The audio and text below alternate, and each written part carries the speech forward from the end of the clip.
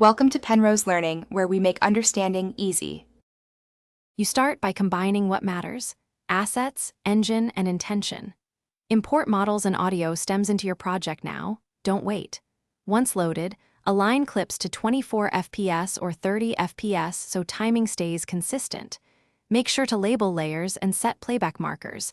This saves hours when syncing dragon movement to vocal beats. You'll quickly notice where gaps appear, and then you patch those with short reference animations or filler sounds to keep momentum. Once assets are aligned, dive into blending rigs and audio. You tweak bone scales and root transforms so movements look natural. This avoids floating or syncing. Make sure to add breath and ambient FX, then duck music at dialogue to preserve clarity. Use blend shapes for facial nuance and secondary motion for tail and wings to sell weight. Slow in, fast out. As you refine, preview short loops to catch timing slips and iterate until the mashup feels cohesive. You finish by polishing visuals and audio for a final pass. Color grade and add motion blur to integrate elements, then run a global lighting bake or LUT to unify tones.